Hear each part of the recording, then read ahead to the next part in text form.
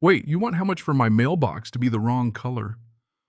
No, seriously, that's what was running through my mind when this HOA president lady came storming up our driveway demanding $3,500 for violations. My wife Julie just looked her dead in the eye and said, "No."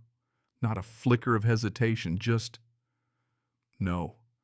Kayla, that's the HOA president loses her mind, calls the cops on us, and I'm standing there thinking, is this real life? But here's where things get weird. When the officer shows up and lays eyes on Julie, the man goes white as a ghost. "Judge, you live here?"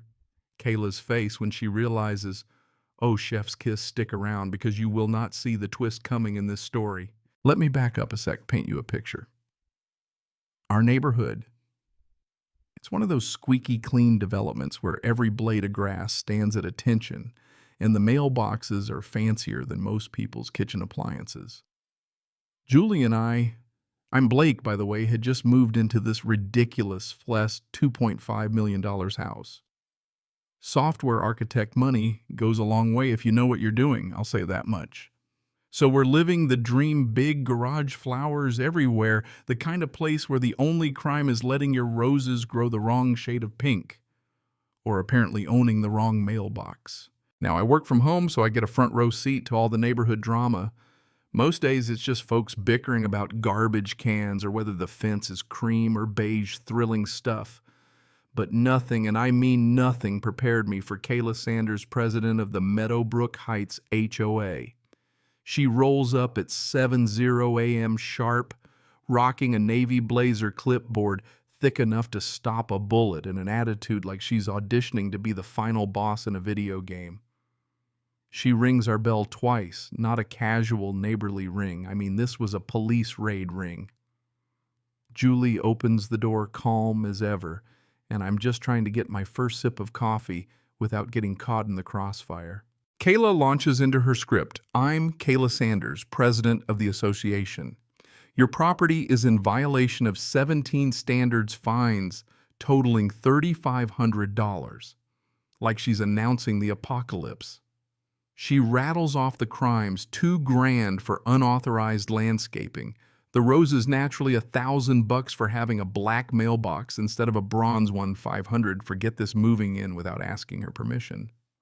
I swear the clipboard was shaking with rage every time Julie smiled, that patient little smile she saves for people who try to sell her timeshares. Then out of nowhere, Mrs. Collins, our tiny 90-pound neighbor who's lived here forever, pops out of her doorway. She leans in and whispers, "She destroyed the Morgans like this, forced them to sell for half price, and then poof, she's gone." Let me tell you, I did asterisk, not asterisk, like the sound of that. So I'm nudging Julie, whispering, "Just tell her you're a judge in this." Because, see, Julie's a federal district judge, I know, right? And deals with gangsters and white-collar crooks for breakfast. But she just looks at me, gives that sly smile, and says, "Let's see how deep this rabbit hole goes." And man, did it go deep. Julie asks Kayla if the fines were ever ratified by a vote per the Davis-Sterling Act. Now, I don't know HOA law, but Kayla sure didn't either.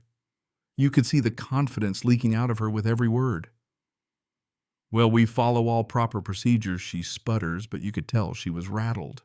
Julie keeps it polite, asks to see the documentation, says she appreciates the info. Kayla struts off like she's just won something, throws in a, "Everyone pays eventually. It's easier that way." The second she's gone, Julie is snapping photos of every document. I know that look. She's building a case. Blake, she says she thinks she's found another easy mark. She has no idea. Julie picks up the phone. "Hi, this is Judge Parker. I need you to pull some files for me." And I'm just standing there with my coffee watching my wife switch gears from suburban mom to federal hammer of justice. Who's she calling? What files? All I know is things are about to get real. 3 days later, Kayla's back, this time with backup, a contractor who looks like he'd rather be anywhere else, in a briefcase that probably costs more than my first car. And get this, the fines have magically doubled overnight to $8,000. She starts handing Julie more official documents full of lawyer-speak, fancy signatures, the works. More late fees, attorney fees, lien prep costs. But Julie just goes colder. Can you show me the specific Davis Sterling provisions that authorize these penalties? Not how do I pay? Not can we talk? No, she goes straight for the legal jugular. That's when Tom Rodriguez, our neighbor and also a board member, steps up. Tom's been quietly watching this for months, apparently documenting everything, waiting for someone to finally challenge Kayla. He says, Kayla, we never voted on these penalties. In fact, we haven't had a board meeting all week. Boom. Kayla's confidence drains away, replaced with panic. Tom's not just any neighbor, he's an inside witness. Suddenly, Julie requests a formal board meeting. I believe the bylaws require 7 days' notice, correct? Kayla tries to shut it down, but she's trapped, can't refuse without looking exactly like what she is. That Saturday, the community center is packed. Julie shows up armed with bylaws, state regs, federal codes, and a folder thick enough to flatten Kayla's fake invoices. Kayla tries her usual bluster, but Julie slices through it with precise, polite questions. Has the fine structure been properly ratified? Do we have legal authority for these liens? The board starts to sweat. Tom's backing Julie up with inside info. By the end, the board votes to suspend all pending fines for a full review. Afterward, I ask Julie, why not just flash your credentials? She sighs, watching Kayla storm away. Because if I scare her off, she'll just wait and do it to someone else. I'm building a federal case, one that ends this for good. And suddenly I realize she's not just protecting us, she's going after the whole network. And right then I see a guy in a baseball cap talking to Kayla by her car, scanning the parking lot.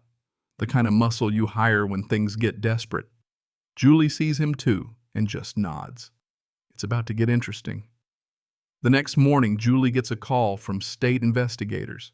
Ma'am, what you've uncovered is systematic targeting of vulnerable families.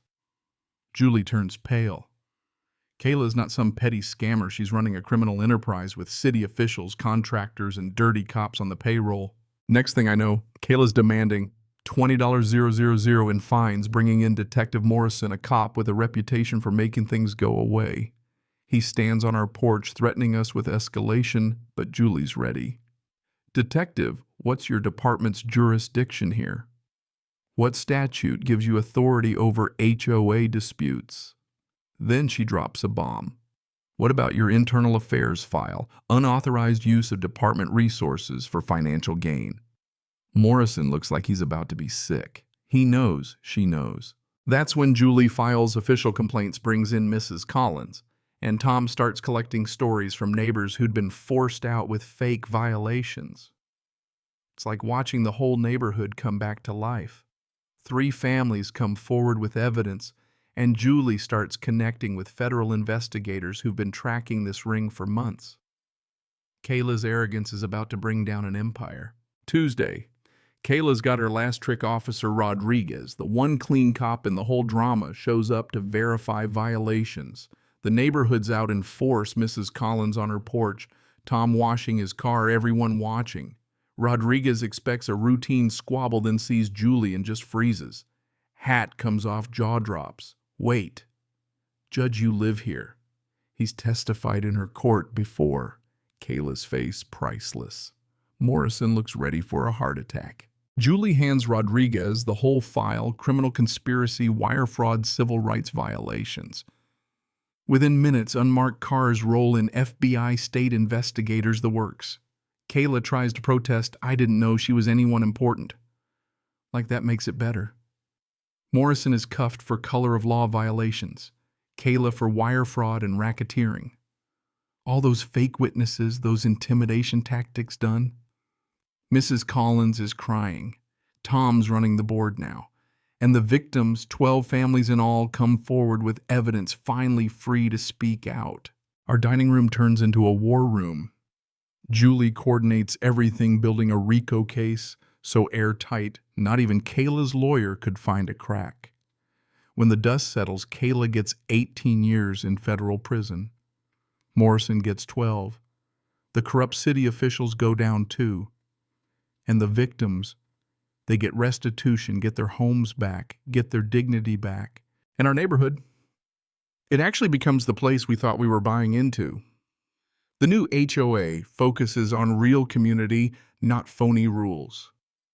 Property values go up, but more importantly, people start looking out for each other. And me, I learned there's nothing scarier or more satisfying than marrying someone who doesn't just talk about justice, but gets out there and makes it happen. Watching Julie dismantle a criminal network with nothing but brains and patience, better than any Hollywood ending. So what do you think? Would you have stood your ground or just paid the fines? Have you ever tangled with an HOA? Drop your justice stories down in the comments. And let's talk about what real community means. If seeing karma served cold gave you a little hope, hit that like and stick around. I have a feeling the next story is just getting started.